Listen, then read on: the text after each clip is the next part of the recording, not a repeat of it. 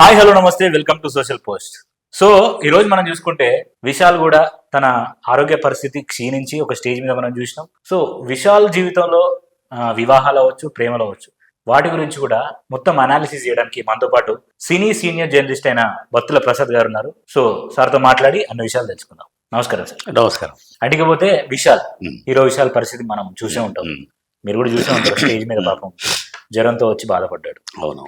అసలు విశాల్ జీవితంలో 3 పెళ్లిళ్ళు ఉన్నాయని అంటున్నారు సార్, నిజమేనా? అది 3 పెళ్లిళ్ళు ఏమో కదా, కానీ 3 ప్రేమ కథలు ఉన్నాయి. 3 ప్రేమ కథలు ఉన్నాయి. ఎందుకంటే ముందు ఆమె శరత్ కుమార్ కూతురు ఆ వరలక్ష్మి శరత్ కుమార్ తో చెట్టా పట్టాలు వేసుకుని బాగా తిరిగాడు.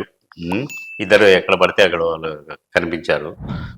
పెళ్లి కూడా చేసుకోబోతున్నారు అనే వార్తలు వచ్చినాయి. అయితే తర్వాత ఏమైందో ఏమో, శరత్ కుమార్ వాళ్ళిద్దరి పెళ్లికి ఒప్పుకోలేదు. అంటే అక్కడ ఉండే పాలిటిక్స్, నడిగర సంఘానికి సంబంధించి వీళ్ళిద్దరు ప్రత్యర్థులు అని అనుకుంటా, శరత్ కుమారు విశాల్.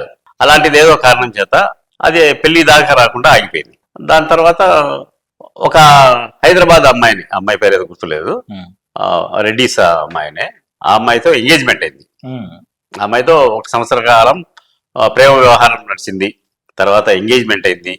ఎంగేజ్మెంట్ తర్వాత త్వరలో పెళ్లి అవుతుంది అని అనుకున్న టైంలో అది కూడా డ్రాప్ అయిపోయింది.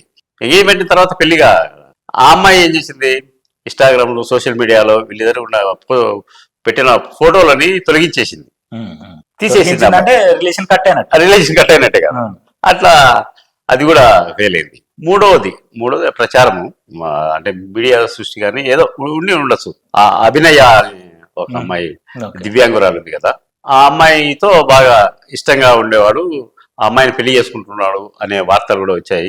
అయితే ఆ అమ్మాయి చెప్పింది, పెళ్ళేం లేదు కానీ నన్ను బాగా కేర్ గా చూసుకునేవాడు, నాతో వచ్చి మాట్లాడేవాడు, పెళ్లి అనేది మా మధ్యన రాలేదు అని చెప్పింది. అయితే జనాలకు తెలిసింది ఏంటంటే విశాల్కు 3 ప్రేమ కథలు ఉన్నాయి.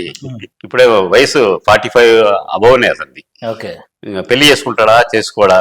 ఇప్పుడు సల్మాన్ ఖాన్ లాగా అతనికి ఏమన్నా కాబోయే భార్యకు ఈ క్వాలిటీలు ఉండాలని ఏమన్నా కొన్ని రూల్స్ రెగ్యులేషన్స్ ఉన్నాయో తెలియదు. అందుకని అతనికి కూడా స్పష్టత లేదు దాని మీద. ఇప్పుడు దాని మీద ఫోకస్, అతని ఆరోగ్యం మీదనే ఫోకస్ చేస్తున్నారు. అది ఆయన మన విశాల్ ప్రేమ కథలు. ప్రేమ కథలు ఒకటే చెప్పుకోవాల్సింది. అదే అక్కడ 3 ఉన్నాయి కదా. 3 ఉన్నాయి.